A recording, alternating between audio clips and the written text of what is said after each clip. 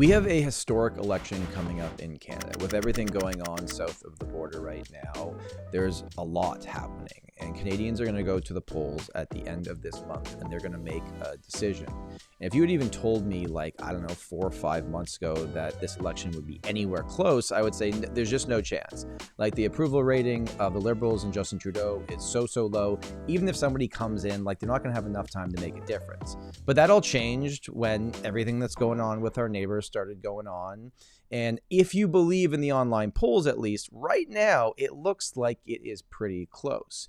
But this is a real estate channel. And what I'm going to do in today's video is break down the housing policies that each of these parties is promising that they are going to do for you as Canadians if they are elected. I should also mention that these are promises. If you are someone that's thinking of voting for any of these different parties, and you should absolutely go out there and vote, go back in the past, see what they've said previously, and see if they've lived up to what they previously said when you've made the votes for the parties that you chose to vote for. My name's Tom Storey. I appreciate you being back here. No sales pitch in this video. Let's go right into the information, because it's the time of year where we argue with our families and friends about politics, where regardless of who wins or loses, there's going to be people really happy and really mad about it. And we even put signs on our front lawn that are either blue, red, orange, or green. But if you do enjoy this video, a like and subscribe would be great. All right, let's jump right into this. So this is an article from CTV News, and it's called "What Are the Federal Parties Pitching to Cure Canada's Housing Crisis?" Let's start with the Liberal Party and what Mark Carney is saying he is going to do. On March 31st, he put out a plan to double the pace of home building to construct 500,000 units a year in Canada over the next decade. I want to be a very strongly optimistic person. That is going to be a very tough number to get to.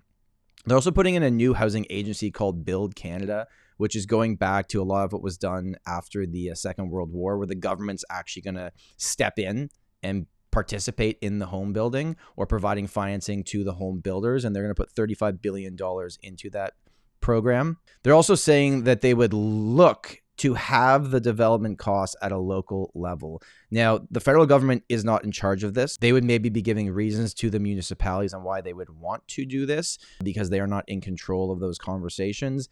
And the Liberals said that they would waive the GST on homes sold under $1 million to first-time homebuyers. So essentially, there's two ways of looking at this. They want first-time homebuyers to buy new construction because no one's buying new construction right now. And if they buy new construction, more new construction is built. And maybe they'll get a little bit closer to that 500,000 units a year. But I think, I'm not even going to comment on this. So I'm just going to put out what they're going to do, and I'll let you guys decide. Let's go to the Conservative Party. The Conservative proposal would see a GST waived on newly built homes priced under $1.3 million for all buyers. So how that is different to what the Liberals said. They're saying up to $1 million for these newly built homes. So it has to be a brand new home built. It cannot be a resale property. And theirs is only for first-time home buyers. Conservatives are saying they would remove the GST, which again, on $1 million could be $50,000, up to $1.3 million for all buyers. They said they would make it more attractive for municipalities to free up land, speed up permits, cut development charges, and build more homes.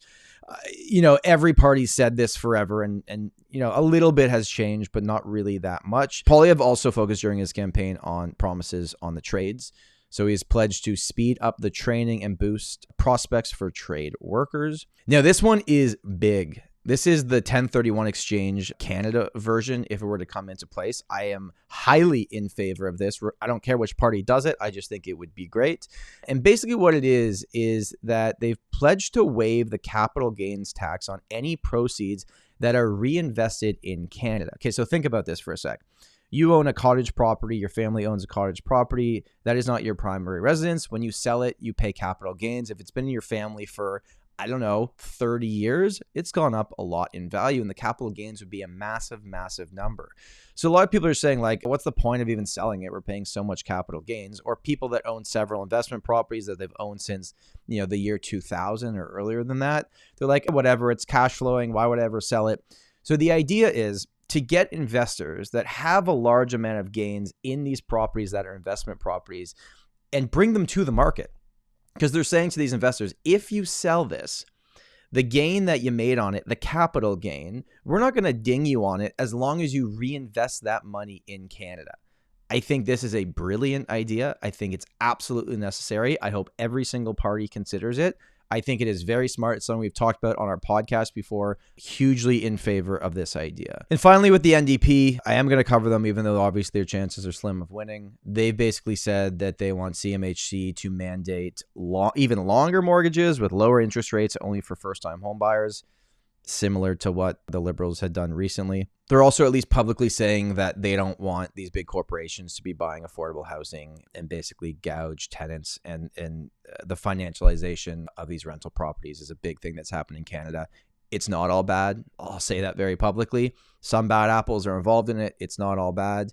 The NDP would boost the rental protection fund to help nonprofits buy affordable apartments. And again, this is great.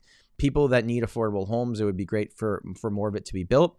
But if you look at nonprofits buying affordable apartments, it's like, well, how many does that actually bring to the market versus these big corporations that can build at scale a lot faster? And finally, on April 6th, the NDP unveiled a plan to tie federal housing funding for provinces and municipalities to tenant protection policies like rent control.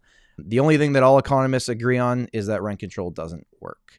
All right, so that's what the Liberal Party, the Conservative Party, and the NDP Party are saying they are going to do for you if you vote for them. Hope you enjoyed that breakdown. I would encourage everybody that watches this video to go out and vote. Even if you see all the signs in the area that you live that are the opposite of what you support and you think your vote doesn't matter, go out and vote. Let's at least make this election a record turnout. I think that would be awesome. And also, whoever wins this election, yes, your life might change slightly on the policies and taxes and things like that, but don't let it take over your mind. Live your life. Be in control of your own situation.